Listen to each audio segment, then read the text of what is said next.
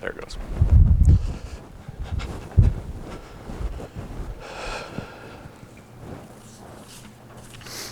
How far does a light shine? Now, there are a lot of factors that would determine the answer to that, starting with how bright is the light to begin with. Then we would ask ourselves, well, what medium is it trying to shine through? Water, air, space, a solid object? And then on the receiving end, who or what is perceiving the light? One anecdote that we all know from personal experience: the darker it gets, the brighter a light seems to be.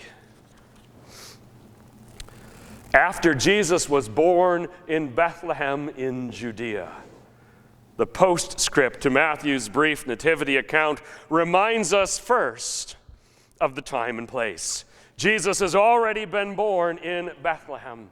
We don't know exactly if it's been days or weeks since the angels and the shepherds, but Mary, Joseph, and Jesus remain, for now, in Bethlehem, just south of Jerusalem in the province of Judea.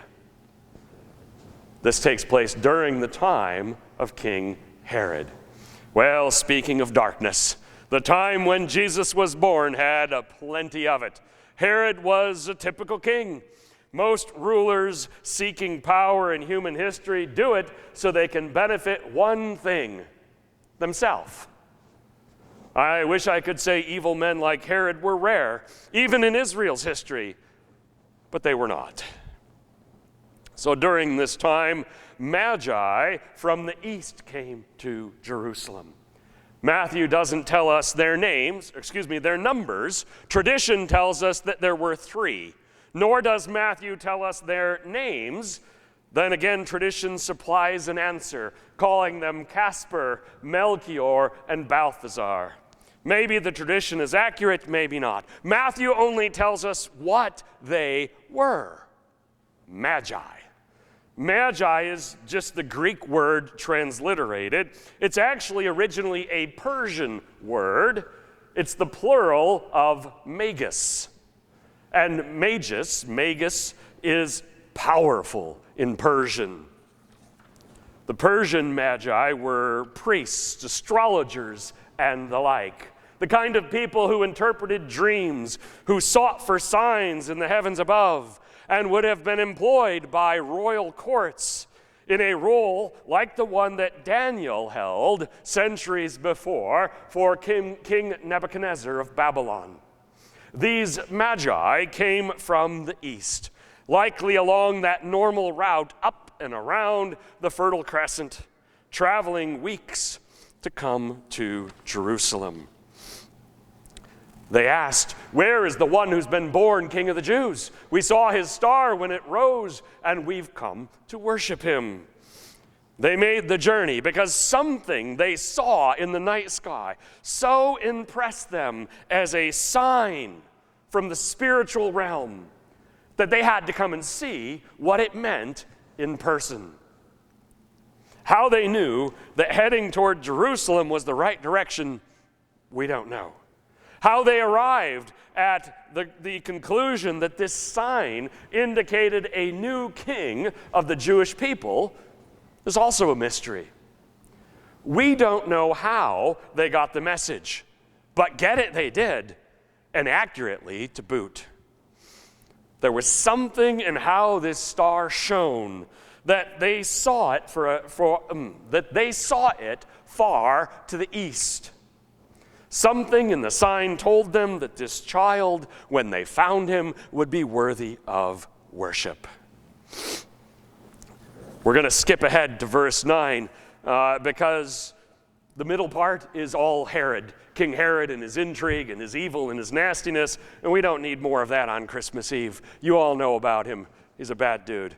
We'll pick it up in verse 9. "And the star they had seen when it rose went ahead of them until it stopped over the place where the child was." It's hard for us to picture a star leading the Magi to a particular location on earth. How this worked is a rabbit trail if we start trying to go down it. What matters is that it did work. This astronomical phenomenon was to them a clear guide. And when they saw that star, they were overjoyed.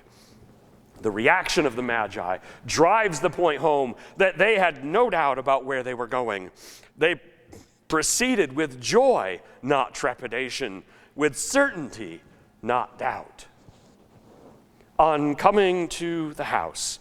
Now, I know our nativity scenes typically, like this one down here, have all of the visitors to Jesus together in one scene, right? The angels, the shepherds, the animals, the wise men, all of them together.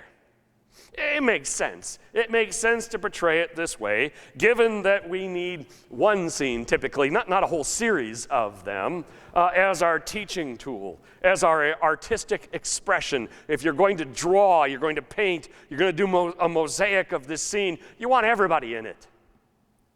The reality, however, of this visit is that Mary, Joseph, and Jesus had left the stable and the manger behind and moved into a house by the time these visitors from the east were able to get there. Well, when they got there, they saw the child. Again, the sign of the star was clear enough that they recognized the infant Jesus as the one whose birth necessitated such a welcome from the heavens. Now, they recognized him, but Jesus didn't have a halo glow around him. You've probably seen him portrayed that way an awful lot. That's what artists did to indicate Jesus, Mary, the apostles, folks of that nature. Honestly, he simply looked like a typical first century Jewish boy born to working class parents. But they recognized him with his mother Mary.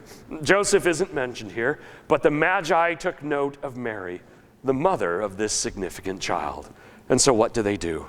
They bowed down and worshiped him. The mystery of who exactly this child is and will become is far from solved as the Magi look upon Jesus for the first time. That's not why they're here anyway. They would love to learn more about this child, but the purpose of their coming is to pay him homage. And so they bow in worship. Their heads may be full of questions. Who knows what Mary and Joseph told them and or what they told Mary and Joseph in return during their conversation here. Whatever they knew or whatever they suspected, their hearts told them to trust in the heavenly sign and worship him. The Magi saw in Jesus a connection to the divine. They saw in him hope for a life that would make an impact that would be felt far and wide. We don't know what these men believed about Jesus when they returned home. It would be 30 years before Jesus' public ministry began. So maybe none of these men lived long enough to see what Jesus came to do.